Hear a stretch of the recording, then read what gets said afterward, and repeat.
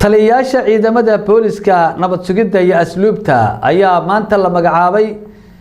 iyadoo markaasi golaha wasiiradu ay isugu yimaadeen shir degdeg ah. warbixintan waxa inoo haya maxamed cusmaan daahiye. shirkan golaha wasiirada oo ahaa shir aan caadi ahayn ayaa lagu lafagurayay waxyaabo kala duwan isla mar ahaantaana lagu magacaabay taliyayaasha nabad sugidda booliska iyo asluubta. shirka ayaa markii uu soo gabagaboobay waxa saxaafadda la hadlay wasiiru dowlaha xafiiska ra'iisul wasaaraha Cabdullaahi Xaamud waxa uu yiri raayo 2012 waxa qarsoomay shir aan caadi ahayn golaha wasiirada wasaaraha waxaana daaminay shirkaasi ra'iisul wasaaraha arrimo dhowr ah waxa looga hadlay sida wadanka iyo waxyaalaha loo baahan yahay inay xukuumadda dardargeliso ay yihiin marka waxaan isku dayayaa inaan xabad idinku taabto haddii la ilaaliyo marka ugu horeysa maanta waxaa la ansixiyay sharciga shirkadaha ay wasaaradda ganacsiga ay u keentay golaha wasiirada 2 usbuuc ka hor ayuu shirkan sharcigan horiyaalay wasiirada waxaana ka xunnahay in labadii khamiis oo la soo dhaafay in shirku uusan qabsoomin arrimo wadanka qosay daraadood maantana lagu ansixiyay shirkadaha waxa sharciga shirkadaha waxa lagu ansixiyay 25 wasaaradood oo kaamil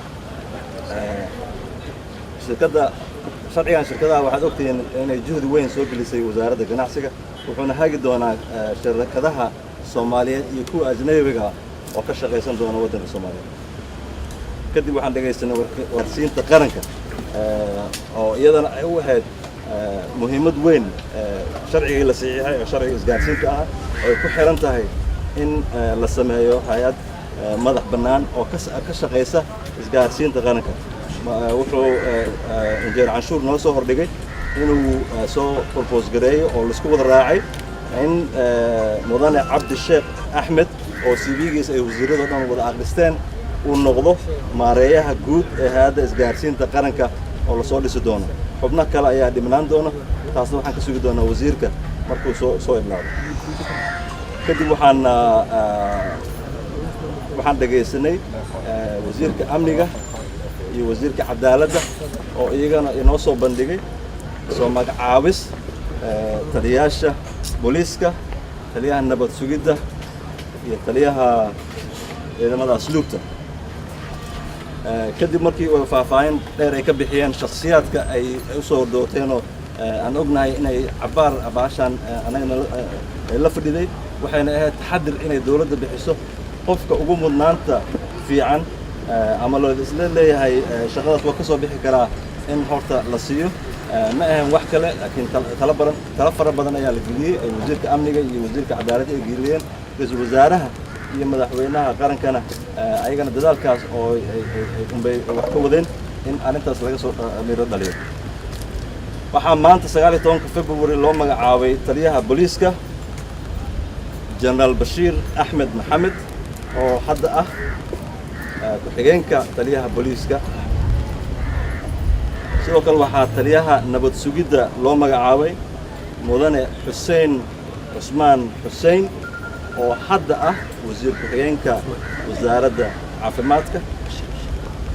waxa kale oo loo magacaabay taliyaha ciidamada asluubta Sarreeye Guud Bashir